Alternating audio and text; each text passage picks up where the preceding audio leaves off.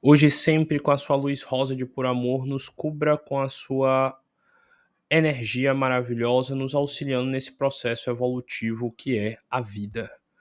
Ave Maria, cheia de graça, o Senhor está contigo, bendito sois vós entre as mulheres, bendito é o fruto do vosso ventre, Jesus. Santa Maria, Mãe de Jesus, rogai por buscadores de conhecimento, agora e na hora do nosso desenlace, que assim seja. Boa noite a todos, sejam muito bem-vindos a mais uma reunião de estudo aqui do Centro Espírita Os Humildes de Jesus. Hoje nós daremos continuidade ao tema da semana passada, que foi sobre autodefesa psíquica. Vale a pena vocês assistirem a palestra anterior para vocês entenderem mais do que eu estou falando nessa. Mas para quem não assistiu a anterior também vai conseguir compreender, porque eu vou dar uma recapitulação breve. Para quem não lembra, eu estou lendo aqui o texto do livro Autodefesa Psíquica, de John Fortune, que foi uma grande maga, uma grande sacerdotisa, uma mulher que estudou muito essa parte espiritual, que era membro de várias ordens lá na antiguidade, e ela construiu esse livro explicando e juntando todos os conhecimentos que ela tinha sobre essa parte de como se defender espiritualmente de ataques psíquicos, de ataques de obsessores e de espíritos. Eu expliquei um pouco sobre essa gravura e a gente lê um pouco do capítulo número 1, que é um capítulo que trata de como perceber se você está sofrendo algum tipo de ataque psíquico. Eu expliquei lá algumas sensações, por exemplo, sentir arrepios, sentir um desânimo muito grande, sentir sonolência, sentir ter pesadelos constantes, sentir como se sua vida tivesse travada, desanimado, como se tudo tivesse difícil. Pode ser alguns dos indícios para você perceber melhor quais são os motivos pelo qual a sua vida está assim. Por exemplo, tem aqui no capítulo 1 vários sinais de que você pode perceber se tem alguma coisa mesmo te afetando. Se você sente que alguma dessas coisas que eu citei pode estar acontecendo com você, vale a pena ir lá, dar uma lida no livro e ouvir as outras 4 palestras, 5 palestras agora, contando com a última, sobre defesa psíquica, que eu ensino exatamente como fazer isso.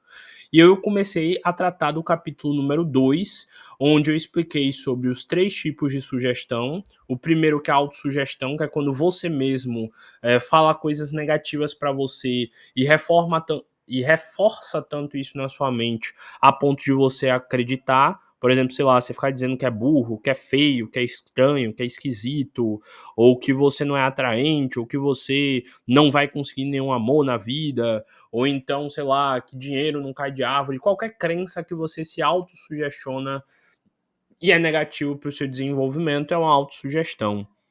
Tem a sugestão telepática, que, como eu expliquei, é a sugestão que alguém induz na sua cabeça, alguém de fora, uma mãe, uma tia, uma amiguinha do colégio, alguém que fazia bullying com você, colocou uma sugestão na sua mente de que você era uma pessoa má, de que você era uma pessoa boa, ou enfim, porque tem sugestões conscientes tanto positivas quanto negativas, como, por exemplo, uma pessoa que gosta muito de você e diz: nossa, eu acredito no seu potencial. Ela está sugestionando você do quanto você realmente é bom em algo. Então, a sugestão consciente é quando alguém fala para você alguma coisa e você aceita essa tal sugestão, quando ela agrega à sua mente. E eu expliquei também sobre a sugestão hipnótica, que é quando a pessoa, de certa forma, ela meio que te dá uma ordem mental, uma ordem através das palavras, das falas, e você, sem nem perceber, acaba aceitando aquilo que ela te induziu, aquilo que ela te ordenou. Como, por exemplo, quando um chefe manda algo em você e você fica com medo, com receio dele, ou quando alguém te ameaça e você fica sem saber reagir à situação pelo receio e pelo medo dela. Então a gente vê aí mais um tipo de sugestão.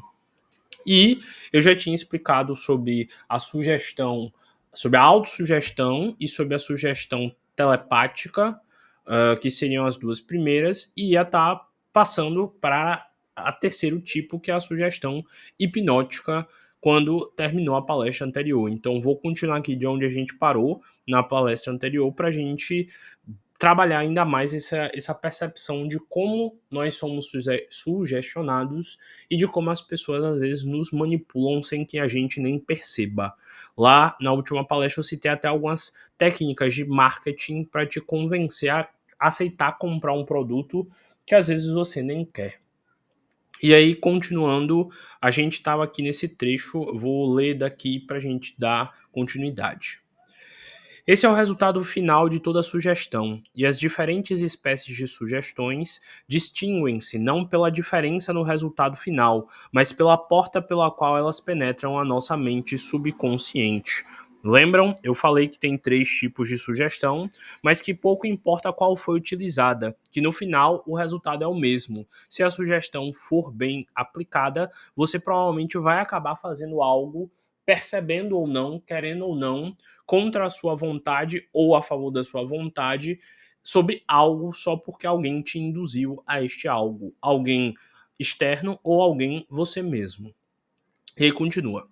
A autossugestão origina-se em nossa própria consciência. No caso, você se sugestiona de que, sei lá, você não é capaz de conseguir aquilo. Vamos dizer que eu coloco na sua frente, sei lá, uma pedra de 10 quilos. E você olha para essa pedra e eu digo para você, ó, eu quero que você tire essa pedra do chão, que você carregue essa pedra do chão. Se você é alguém que confia na sua força física, provavelmente você vai dizer, poxa, eu vou lá tentar, eu vou tentar levantar essa pedra. Mas se você é alguém que desconfia da sua força física, é bem provável que você se autossugestione. Ah, não, isso daí é pesado demais. Ah, não, é difícil, eu não consigo não, não tem como não, é muito difícil. E às vezes você até teria força física para isso, mas você se autossugestiona de que você não é capaz de pegar tanto peso. Por que eu estou dizendo isso? Recentemente fizeram lá nos Estados Unidos um exercício com alguns membros de academia que faziam exercício físico já há um bom tempo. É, perguntaram para eles qual era o máximo de peso que eles conseguiam fazer em cada exercício. Sei lá, você pega 40 quilos no supino, você pega, sei lá, 14 quilos em cada bíceps. Enfim, perguntaram lá e eles disseram. E aí fizeram um experimento de colocar eles para carregar pesos sem que eles pudessem ver quanto peso tinha. Botaram, sei lá, eles para segurar o halter, só que encheram de adesivos, colocaram coisas para que eles não tivessem como saber qual o verdadeiro peso do objeto. E, seguindo esse estudo, foi comprovado que todos eles conseguiram pegar muito mais peso do que acreditavam nesse estudo, simplesmente pelo fato de eles não saberem quanto peso tinha ali. Eles simplesmente disseram: olha, a gente vai dar vários pesos aqui e você vai ter que levantar ele e fazer o exercício com esse peso, ok? Ok, ok. E, tipo, a maioria das pessoas conseguiu pelo menos pegar, sei lá, 5 quilos a mais, 10 quilos a mais, dependendo de qual exercício era. Então a gente observa aí o quanto a autossugestão, ela de certa forma nos induz a uma descrença pessoal. Às vezes você é capaz sim de pegar mais peso, mas você, só de olhar o halter e pensar, nossa, aí tem 10 quilos, nossa, aí tem 20 quilos, eu não vou conseguir isso não. Você realmente não consegue. Então, todos eles, como eu falei, conseguiram pegar muito mais peso simplesmente pelo fato deles não saberem quanto peso tinha. E assim, eles não tinham como se autossugestionar do tipo, olha, se eu consigo pegar 22 quilos, esse halter aqui ele tem, sei lá, 28 quilos, então não vou conseguir levantar não. Mas quando eles não sabiam que tinha 28 quilos, eles conseguiam levantar. Óbvio que eu não tô dizendo que você tem que forçar seu corpo, de que você tem que meter o louco e fazer algo além do que você é capaz, mas eu tô explicando como realmente, através da autossugestão, a gente acaba, às vezes, deixando de fazer coisas que estão ao nosso alcance. Simplesmente pela crença de que a gente não é capaz. Ou pela crença de que talvez a gente vá passar vergonha se a gente não conseguir pegar o peso. Ou então a crença de que se a gente for falar em público a gente vai gaguejar. Muitas pessoas deixam de fazer inúmeras coisas simplesmente pelo fato de que a mente delas autossugestiona a elas de que elas não seriam capazes de realizar aquilo. Por exemplo, é muito comum em análises sobre fobias, por exemplo, de falar em público, que a pessoa ela tenha vários medos, como por exemplo, e se eu gaguejar? Talvez ela nem gaguejasse, mas o medo dela de gaguejar na frente do público já fazia ela ficar muito mais nervosa. E se der um branco e eu esquecer tudo? Provavelmente ela nem esqueceria nada. Mas pelo medo que ela fica de que ela vai gaguejar e de que ela vai esquecer tudo, ela pode acabar realmente fazendo com que isso aconteça por pura ansiedade. Então, a autossugestão ela pode ser boa ou ela pode ser ruim. Muitos atletas, por exemplo, costumam fazer autossugestão. Eu consigo, eu sou capaz, eu vou ser o primeiro lugar, eu hoje vou quebrar meu recorde. E eles vão lá e por essa autossugestão de que eles vão conseguir quebrar o recorde, eles vão lá e efetuam isso. Então o nosso cérebro, ele tem vários sistemas de tentar nos induzir a fazer menos do que é realmente a nossa real capacidade como uma forma de autodefesa. Porque originalmente o corpo humano ele foi feito e projetado para tentar gastar menos energia. Como a gente tinha menos acesso à alimentação, qualquer tipo de exercício a mais ou a menos que você fizesse contaria no final do dia. Por exemplo, numa época onde a gente não achava alimento com acessibilidade, às vezes nossos ancestrais passavam 3, 4 dias sem comer. Então, levantar e dar uma corridinha, levantar e fazer um exercício a mais ou a menos que não fosse importante, poderia decidir o futuro dele, poderia decidir a vida dele. Se ele teria energia para se manter vivo até a próxima caça, se na próxima caça ele ia conseguir correr ou não. Então, o nosso cérebro ele tem várias estruturas psíquicas que fazem a gente tender a não querer fazer mais exercícios e a fazer mais movimentos exatamente pelo fato de que ele quer guardar energia. Então, por isso que é tão fácil você ficar acomodado, você ficar deitado, você ficar jogado no canto, você ficar o dia inteiro sentado no sofá assistindo TV. E por isso que é tão difícil para você, entre aspas, levantar, dar uma corridinha, uma caminhada, ir para academia. Porque o seu cérebro ele vai tentar induzir de qualquer jeito a você desacreditar de que aquele compromisso que você tem com a sua saúde é ruim para você. E ele vai te autossugestionar a dizer: mas eu vou ficar cansada. Mas vai demorar. Mas é muito peso. Eu vejo pessoas na academia, por exemplo, que quando elas vão fazer exercício, elas já vão falando: eu não vou conseguir não. Não dá certo não. Eu tô morta, tô cansada. Tudo isso é uma autossugestão. Tudo isso é um jeito de você mesmo se desacreditar. E você pode levar esse exemplo aqui para qualquer coisa na vida. Por exemplo, quando se fala sobre leitura, é muito comum as pessoas dizerem: eu não tenho tempo para ler, não vou conseguir ler não. E uma das coisas que geralmente psicólogos e pessoas que estudam essa parte mental dizem é o seguinte: se você quer ter o hábito da leitura, prometa a si mesmo que você vai ler, sei lá, uma página por dia. Porque quando você lê a primeira página, você vai ficar lá sentado e você vai acabar lendo às 15, 20. Porque o nosso cérebro ele não quer começar a tarefa. Mas depois que ele começa, ele pega no tranco e vai. Porque antes de começar a tarefa, meu Deus, eu tenho de ler aquele livro, ele já começa a dar um monte de desculpa. Mas vai ser difícil. Mas a linguagem é chata. Mas vai demorar. Mas não sei o quê. Então perceba que o tempo inteiro na sua vida você está se autossugestionando positiva ou negativamente. E você precisa perceber isso, porque é só percebendo isso que você vai conseguir tomar as rédeas da sua cabeça para fazer a coisa certa, mesmo às vezes não querendo isso. Tanto que uma das frases que eu gosto muito no latim é uma frase que diz assim: non duco, que significa não me deixo ser conduzido, eu que conduzo. O que é que essa frase significa? Por exemplo, se você levantar cedo e acordar cedo, porque você tem que fazer alguma coisa, sei lá, você acorda às 5 horas da manhã, você com sono vai querer levantar? Não. Seu corpo ele vai estar com sono e sem vontade para nada. Ele vai lhe dar mil e um motivos para você continuar deitado, não é? Mas mesmo assim, você vai lá e levanta, toma um café, toma um banho, reage e vai para a rua e vai fazer o que você precisa, não é? Por quê? A sua mente, o seu sono, o seu corpo, ele queria te conduzir. mas você não se deixou ser conduzido por ele, você que conduziu. Por isso que a frase diz: não me deixo ser conduzido, eu que conduzo. Na vida a gente tem que ser assim. A maioria das coisas que a gente precisa fazer, o nosso corpo, a nossa mente, ela não quer fazer. Ela sente como aquilo, como se fosse um trabalho, como se fosse cansativo, como se fosse enfadonho. Então perceba muito o que a sua mente diz para você. Porque muitas das vezes o que a sua mente diz para você não é verdade. Infelizmente, a sua mente tem uma tendência a te jogar para baixo e te desacreditar. E é você, através da autossugestão, que vai conseguir organizar sua mente para você ter mais foco, mais determinação e mais desenvolvimento. Eu acho que eu já dei esse exemplo aqui algumas vezes, mas eu vou relembrar isso. Eu, logo quando estava começando a correr, eu não conseguia correr por muito tempo sem parar.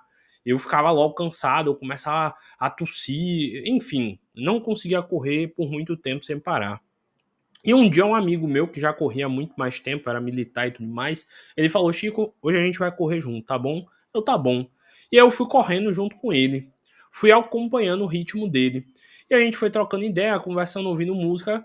E aí, depois de um bom tempo correndo, ele parou assim, diminuiu o ritmo e falou pra mim: Você percebeu o quanto você já correu? Aí eu olhei pra ele e falei: Rapaz, eu nem percebi.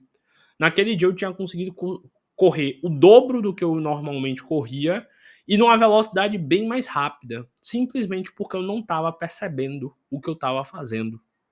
Tanto que por isso muita gente gosta de correr ouvindo música, porque a música distrai e você vai lá e consegue fazer bem mais. Então, naquele dia eu percebi o quanto realmente eu estava me induzindo a pensar: se eu continuar correndo, eu não vou conseguir. Ai meu Deus, sei lá, 1 quilômetro, 2 quilômetros é muita coisa. Depois daquele dia eu percebi: rapaz, se eu conseguir correr tranquilamente com ele o dobro, é porque eu consigo sim. Mas eu estava colocando uma trava na minha cabeça, que é como hoje em dia chamam de crença limitante. Essa crença me limitava a acreditar que eu seria capaz de correr mais rápido e por mais tempo, e meu corpo ele reagia a isso e realmente me parava exatamente porque eu acreditava naquilo. Eu tô enchendo o saco, repetindo vários exemplos para vocês perceberem em coisinhas do seu dia a dia a autossugestão tá ali jogando para cima ou jogando para baixo. Percebam como a sua mente pensa porque você tá cheio de autossugestões. O segundo tipo que foi explicado também aqui foi a sugestão que vem de fora.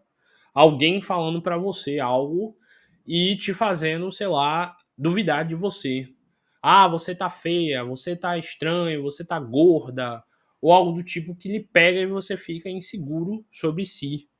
Perceba que se você agregar e puxar para você essa sugestão de fora, você pode agregar para sua mente e começar a se sugestionar por algo que alguém te disse, por algo que alguém falou para você.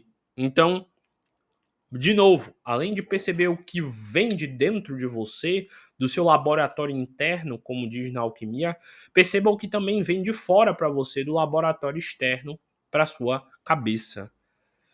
A gente vive num mundo onde pessoas têm opiniões diferentes, percepções diferentes. Se você vive com uma pessoa crítica que acaba com você e te critica o tempo inteiro, você vai se ver de uma forma muito pior do que você realmente é. Porque na rua ou então com alguns amigos você é super aceito, acolhido e todo mundo gosta de você, e para outras pessoas você é mal visto, mal interpretado e criticado. Tudo depende da percepção que você tem e da percepção que as pessoas têm sobre você. Então, se você não sabe muito bem quem você é, um ataque psíquico pode vir e te fazer se sentir a pior pessoa do mundo, sendo que às vezes você nem é, ou é mesmo. É bom fazer essa autopercepção para a gente perceber. Então continua aí, ó. A autossugestão origina-se de nossa própria consciência. A sugestão consciente origina-se na mente de outra pessoa e é transportada para a nossa mente pelos canais comuns da palavra falada ou escrita. Uma mensagem de texto no WhatsApp pode acabar com o seu dia se alguém fala algo que te deixa triste, chateado ou com raiva. Então perceba que pessoas, em muitos momentos, têm domínio sobre suas emoções. E boa parte do estudo da defesa psíquica é não deixar que ninguém de fora conduza a sua emoção.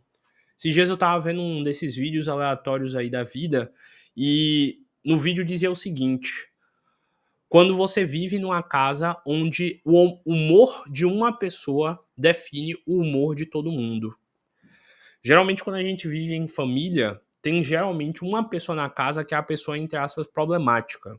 Que é a pessoa que, quando tá de bom humor, o dia tá perfeito, tá tudo certo, tá todo mundo rindo e feliz.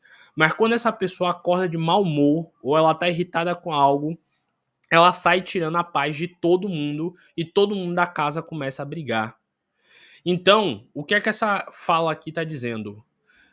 Essa pessoa que tira a paz de todo mundo, ela é alguém que tem um certo poder psíquico, ou um certo poder energético, ou um certo poder de fala. E ela consegue desestabilizar o emocional de todo mundo, porque todo mundo se deixa ser conduzido pela indução que essa pessoa criou.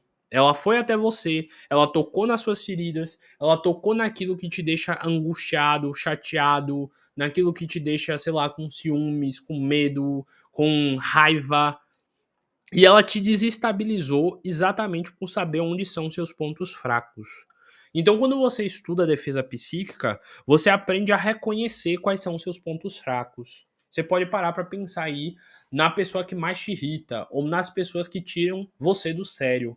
O que é que elas geralmente falam que desencadeiam a sua perda de controle? O que é que elas geralmente cutucam em você que fazem você ficar com raiva, ou com inveja, ou com ciúme, ou sei lá o quê?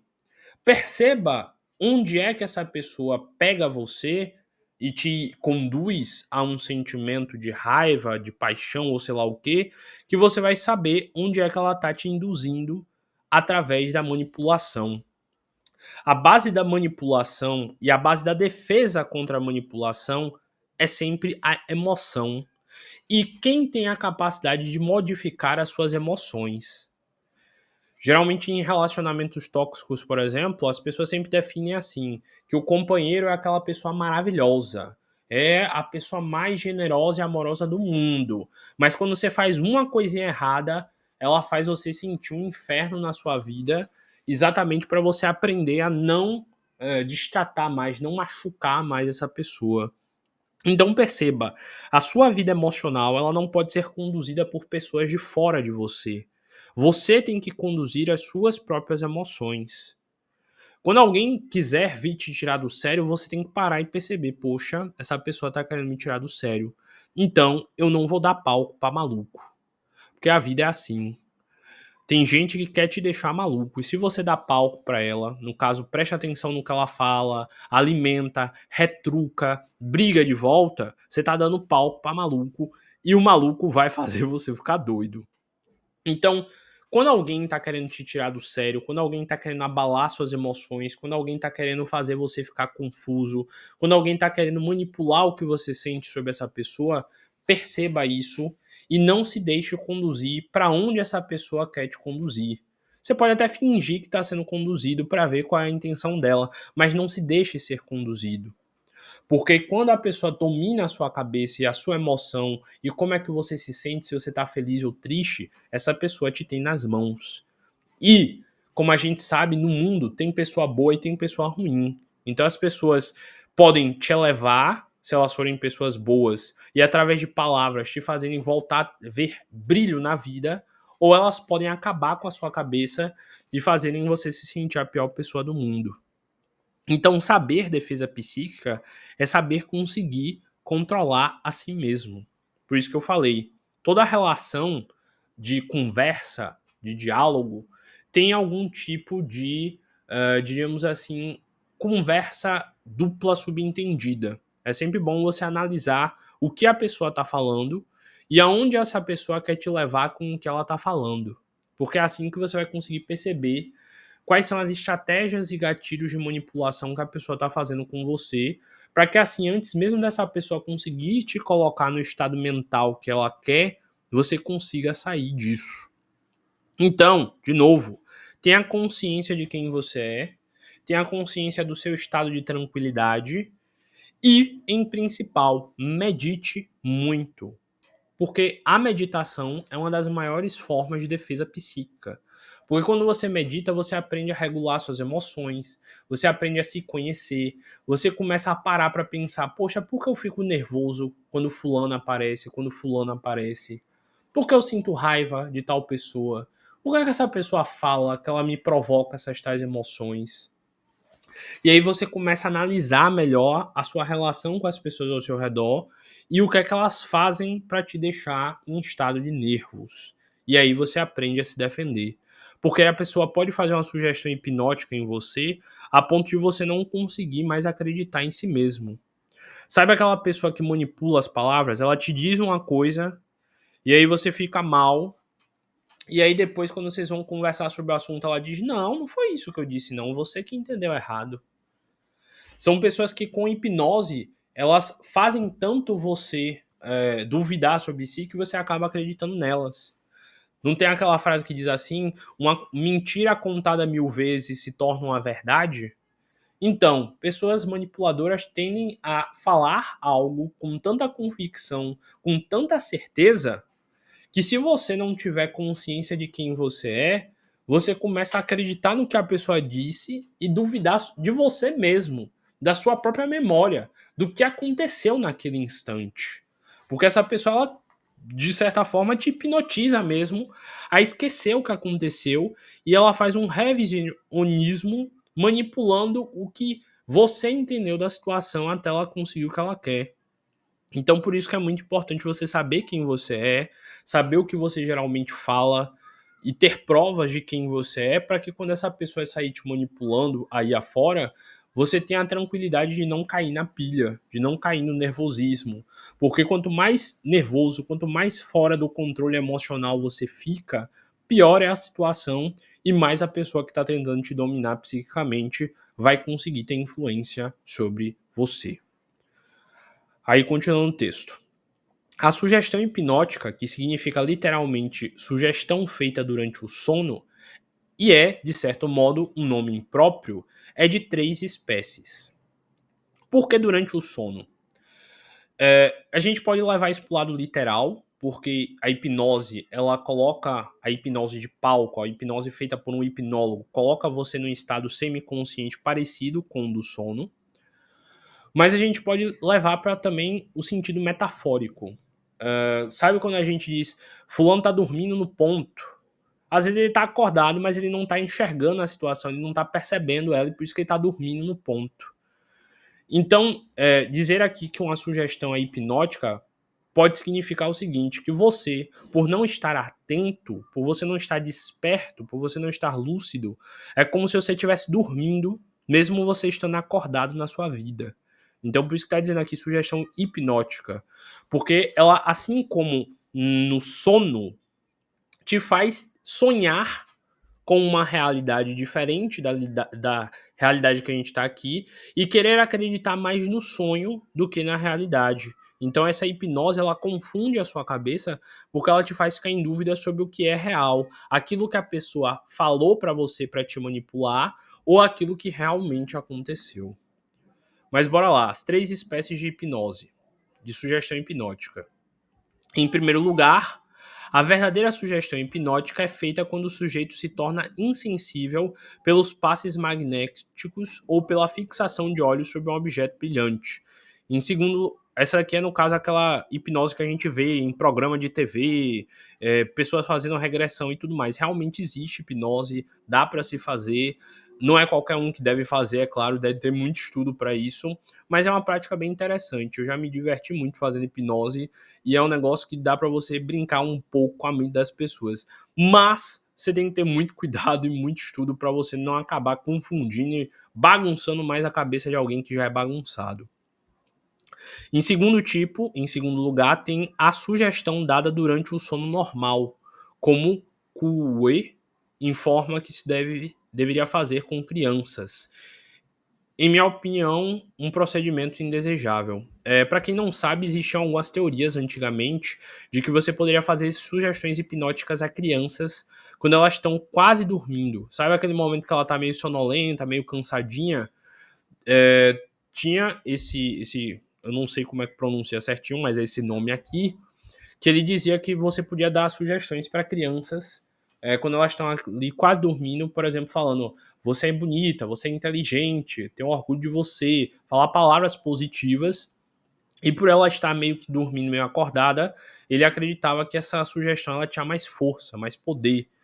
Por exemplo, você poderia perguntar a uma criança meio sonolenta sobre algo que ela tinha mentido e ela provavelmente falaria a verdade, porque ela estava tão cansada que ela não ia perceber e não ia querer sustentar a mentira que ela contou. Então, é também um tipo de sugestão. Era muito falado isso em alguns tempos atrás sobre essa parte pedagógica, de ensinar a criança, de, enfim, trabalhar nela confiança, trabalhar nela algumas sugestões que fizessem resolver problemas que ela tinha, sei lá, medo do escuro, ficar falando para ela durante o momento perto dela dormir sem que ela percebesse que não era para ela ter medo do escuro, que lá não tinha nada demais, enfim, meio que isso. E o terceiro tipo seria a sugestão telepática, que é, que nem eu falei, a gente falar algo e a pessoa ouvir. Por exemplo, agora eu estou falando e estão saindo pensamentos da minha cabeça e vocês estão ouvindo esses pensamentos que estão saindo da minha cabeça, então tecnicamente eu estou passando por telepatia essa palestra para vocês. Então seria nesse sentido aqui o terceiro. Esses três modos de sugestão penetram a mente às costas do sensor, ou seja, são independentes da consciência, que não é solicitada a cooperar, nem o poder para inibi-las. Então está dizendo aí que uma pessoa que tem lábia, ela pode te fazer acreditar no que ela quiser e você nem percebe que você está sendo levado. Que nem aquelas pessoas que dão golpes, que fazem você comprar algo sem você nem querer, que nem, você nem percebe por que você fez. E depois você fica se perguntando, oxe, por que eu tomei essa atitude impulsiva? Porque ele foi induzindo e manipulando você a isso. Então, como eu falei, a gente se aprofundou hoje mais um pouco nesses tipos de hipnose, nesses tipos de indução. E agora eu vou ensinar também aqui um pouquinho, além de defesa psíquica, de defesa espiritual. Vou falar um pouquinho sobre salmos. Por que eu vou falar um pouquinho sobre salmos? Porque além da defesa psíquica, que é você, numa conversa com alguém, num diálogo com alguém, aprender a se proteger da manipulação e da lábia dessa pessoa, a gente também tem que aprender a se defender espiritualmente. No caso, se defender de espíritos, de energias que possam estar no local, que possam estar nos atacando. Então eu separei alguns salmos aqui que as pessoas mais leem, mais recitam, e eu vou ler esses salmos e explicar por que eles devem ser usados e qual a origem dos salmos. Para quem não sabe, salmo é uma palavra que tem uma origem bem curiosa. É uma palavra que vem do hebraico. Na verdade, no hebraico, salmo se lê nevel. Nevel era o nome dado a um instrumento de cordas que foi construído lá pelos hebreus lá da Bíblia. Lembra que tem hebreus na Bíblia? E o nevel era uma espécie de harpa, que era um instrumento cheio de cordas, geralmente tinha 10 cordas, e ele era um instrumento utilizado para fazer cânticos, para tocar musiquinhas que representassem aquela vibe meio que de uma musiquinha que te faz se sentir no céu. Então, durante a tradução da Bíblia, lá na origem, esse termo nevel, ele foi traduzido como psalmos, Psalmus, no latim, psalmos, e para o grego foi psalmos, como a gente escreve mesmo, salmos com O. E, na hora dessa tradução, a palavra nevel, que era o nome dado a esse instrumento musical, porque um salmo, na sua origem, era feito para ser cantado, se transformou na palavra salmo, do jeito que a gente lê, que significa algo como cântico também, só que aqui a gente esqueceu de que o salmo tecnicamente deveria ser cantado. Então, muitas pessoas leem o salmo errado porque elas não sabiam que originalmente a palavra salmo significa cântico. Então, o salmo não é para você ler, sei lá, que nem o Salmo 91. Aquele que habita no esconderijo do Altíssimo. Originalmente ele era cantado. Ele era feito como se você estivesse recitando. Aquele que habita no esconderijo do Altíssimo. Como se você estivesse declamando para uma praça, para várias pessoas ouvirem. Então, originalmente, salmos eram cantados e eles eram feitos como se fosse uma recitação de poema. Por que cantado ou recitando poema? Porque a gente sabe que a gente tem o chakra laríngeo, que é o chakra da garganta, que é o chakra da fala. E tem-se toda aquela história do poder do verbo. Deus disse: faça-se a luz. Então existe uma ideia, segundo a magia e segundo essa parte espiritual, de que quando a gente fala algo em voz alta, aquilo tem um poder e uma emanação energética. Então, o Nevel era tipo uma lira que as pessoas tocavam, era um instrumento musical, que deu origem a esse nome salmo, que é esse conjunto de palavras bonitinhas que nos remetem a Deus, que nos remetem à origem lá.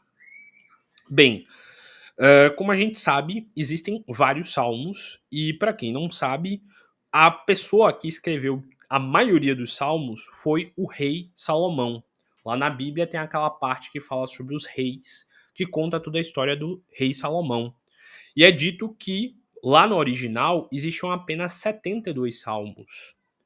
Curiosamente, o rei Salomão, para quem não sabe, durante um tempo ele fez vários trabalhos de magia. E ele descobriu e recitou o nome de 72 anjos e de 72 daemons.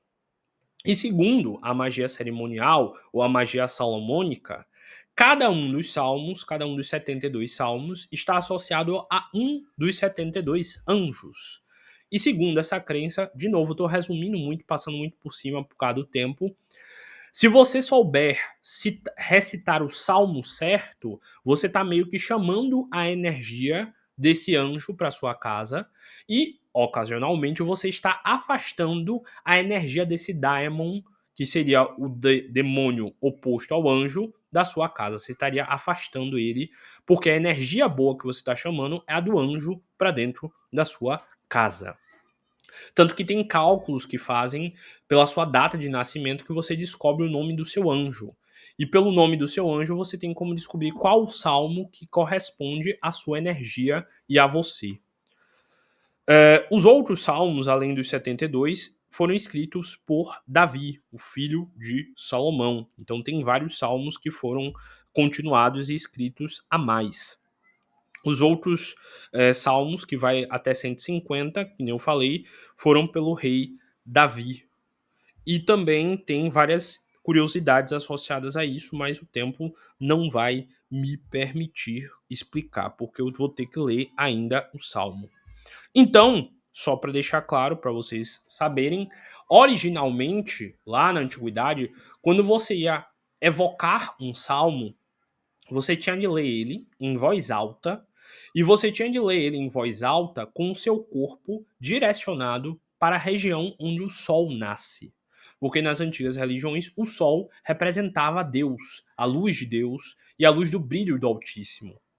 E, segundo a visão espiritual, o Sol ele é como se fosse um grande gerador de energia, de fluido cósmico universal, e que está doando energia o tempo inteiro para a Terra. Então, tem livros como, por exemplo, Os Exilados de Capela, que fala que quando Deus quer mandar algum tipo de energia específica para a Terra, ele joga no Sol, diríamos assim, essa energia, e da emanação do Sol, do sistema solar que você tiver, essa energia é passada para cada um dos planetas e para vocês. Tanto que aqui a gente sabe que a gente só vive por causa do sol.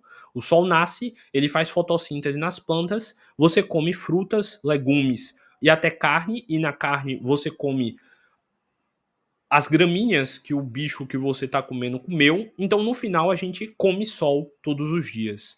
Lá, quando vocês estudarem biologia, ou se vocês verem minha palestra sobre solstício de verão, vocês vão entender isso mais profundamente. Então, fazer um salmo virado para a direção onde o sol nasce, nas antigas religiões seria como você estivesse dizendo que eu estou cantando esse salmo para Deus, e o sol que está nascendo aí com todo esse brilho, com essa luz, para mim é como se fosse a luz e o brilho do próprio Deus.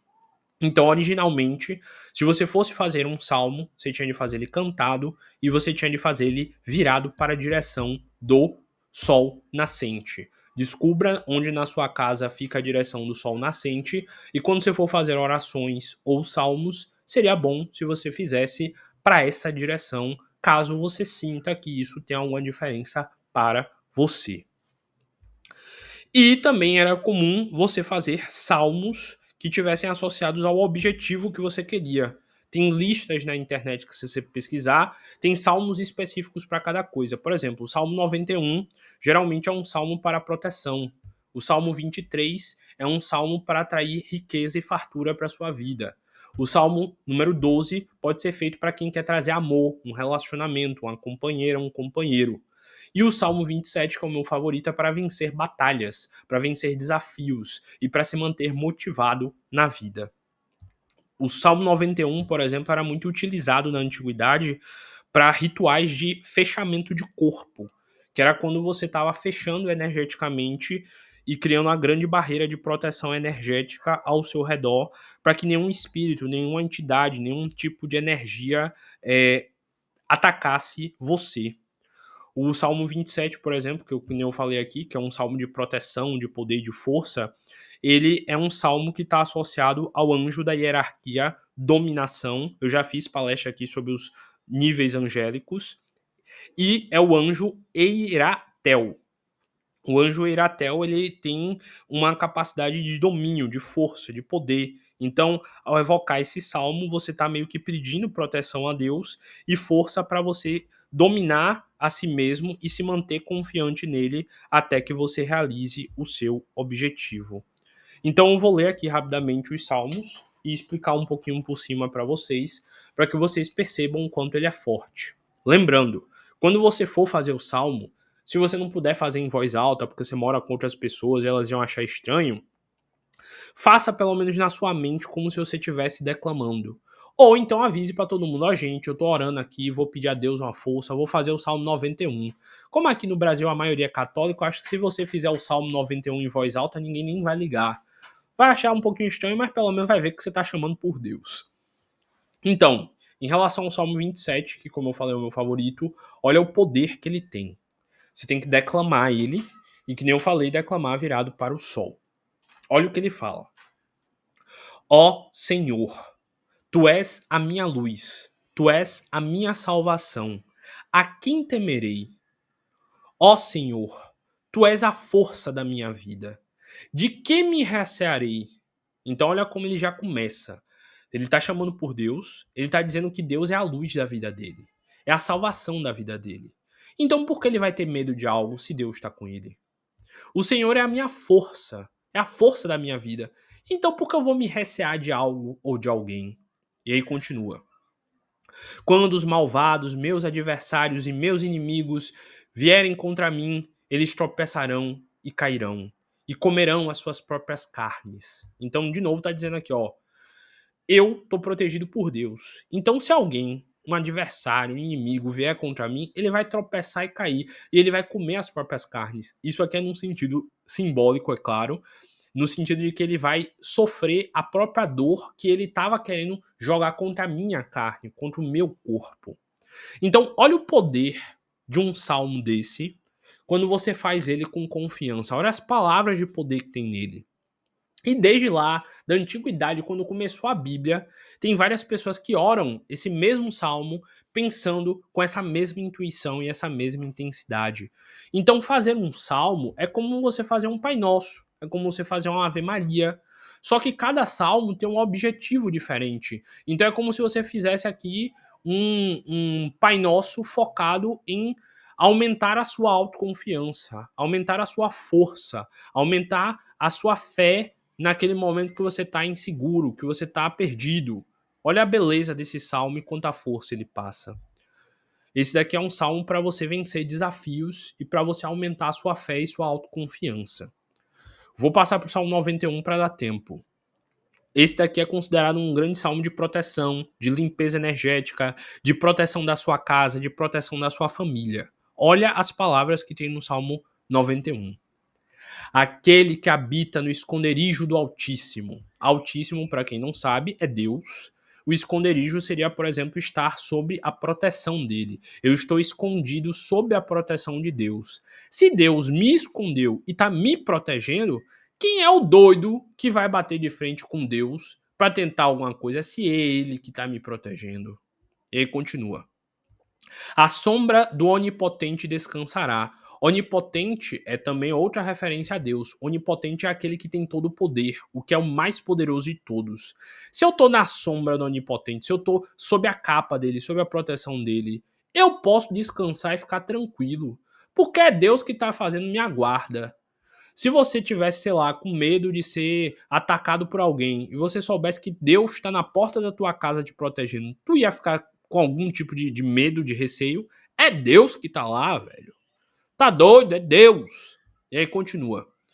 Direi do Senhor, Ele é o meu Deus, o meu refúgio, a minha fortaleza, e nele eu confiarei. Então você está gritando aqui para o universo o quanto você confia em Deus, o quanto você se sente amado e protegido por Ele, o quanto você confia nessa proteção. Olha quanto é potente você declamar isso e dizer para o universo, dizer aos ares, para todos os pontos cardeais: o Senhor me protege, Ele está comigo.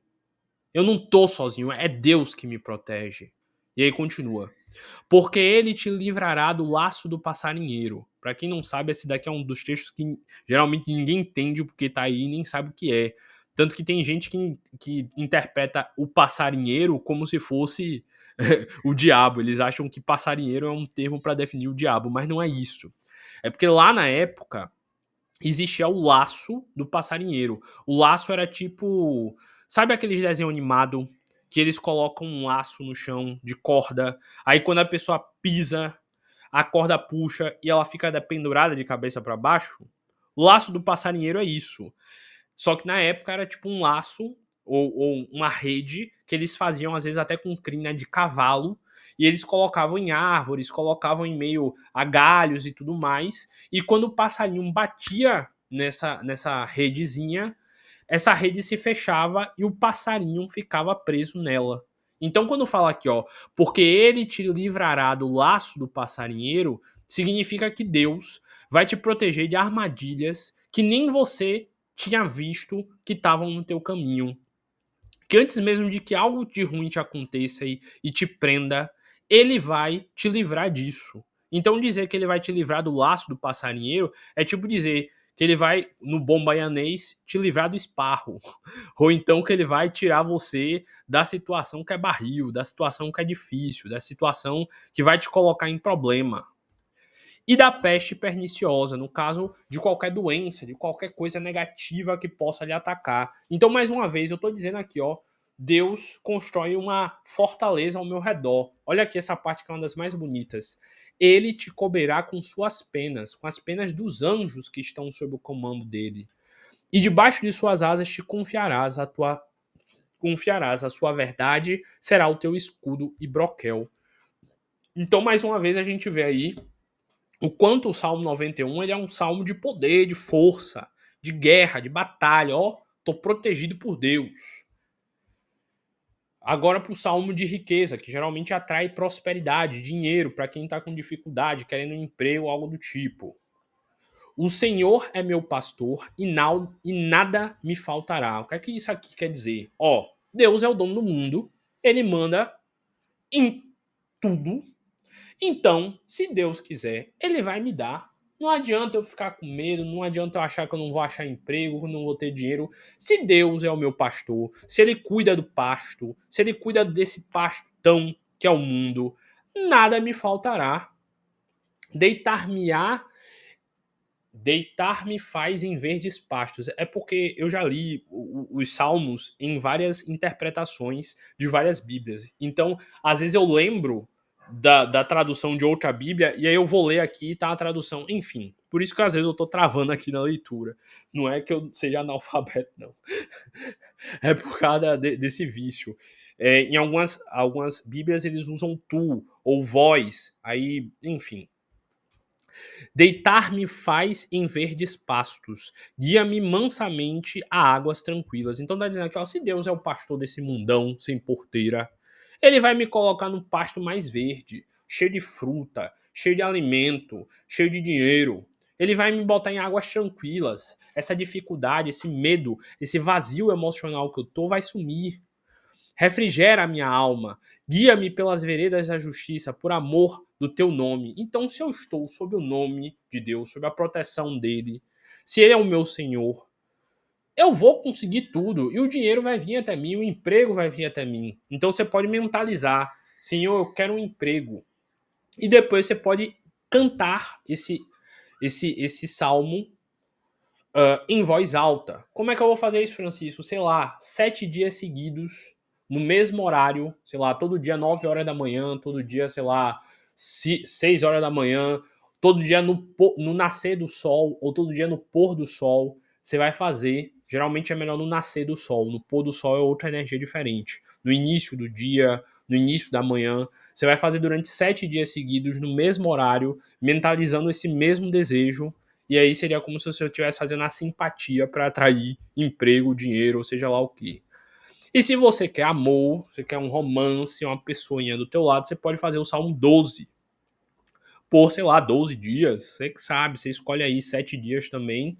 E ele é um salmo que, nas palavras dele, fala sobre honestidade, bondade, respeito. Olha o que ele fala. Salva-nos, Senhor, porque faltam os homens bons, porque são poucos os fiéis entre os filhos dos homens. Então dizem que esse salmo ajuda você a ter um relacionamento bom, sincero, honesto, onde a pessoa te respeita, onde a pessoa tá contigo e te ajuda.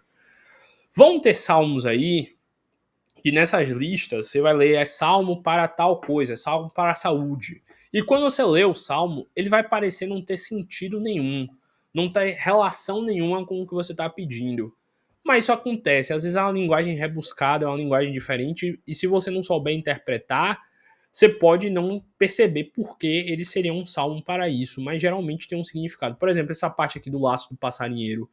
Um monte de gente já me perguntou, eu já expliquei essa parte, e a pessoa ficava dizendo, meu Deus, eu jurava que o passarinheiro era o diabo. Tanto que tem muito pastor, desculpa aí citar, que fala, não deixa o passarinheiro entrar na sua vida. E ele não sabe que ele não tá falando do diabo, que ele tá falando de uma armadilha, de uma rede. Mas enfim, mais uma vez a gente vê aí, ó, tem 150 salmos. Eu não sei qual é o problema da tua vida, mas algum desses salmos pode ajudar a resolver. Tenha fé, recite eles, estude mais sobre isso, busque ler, que pode te ajudar também bastante nessa parte de defesa espiritual. E assim você vai conseguir emanar a energia correta para poder se proteger desses tipos de espírito. Porque, como eu falei, esse salmo aqui não é como se eu estivesse lendo só o salmo. Quando eu estou lendo esse salmo, é como se eu estivesse evocando a energia do anjo que corresponde ao salmo. Então vamos dizer que, sei lá, o Salmo 91 seria como se eu estivesse chamando e pedindo a proteção e o auxílio do, sei lá, Anjo Miguel, do Arcanjo Miguel. Não estou dizendo que é literalmente esse salmo dele. O salmo dele é outro número entre os 72. Mas o que eu estou explicando é isso. Quando você recita esse salmo em voz alta e decreta a energia desse salmo, é como se você estivesse dizendo para o universo, para o mundo, para a sua energia, para os espíritos: olha, eu quero isso daqui para minha vida e Deus vai me ajudar a ter isso. Então é isso, por hoje é só. A gente para aqui sobre essa parte de defesa psíquica e de defesa espiritual. E provavelmente na próxima palestra eu vou continuar falando sobre defesa psíquica e talvez trazer algum outro tema que vocês queiram aprender associado a essa parte de salmo, de anjo. Vocês perguntam lá, sugestionam no grupo, que se tiver ao meu alcance eu trago sim. De resto, lembrem-se, o Senhor é a sua luz, Ele é a sua salvação. Tu tá tendo medo de quê? Ele é a tua força, ele é a tua vida. Do que tu tem medo? Lembre-se disso e você vai perceber que o sucesso na sua vida é a única possibilidade, porque é ele que está te protegendo. É com ele que você vai conseguir tudo.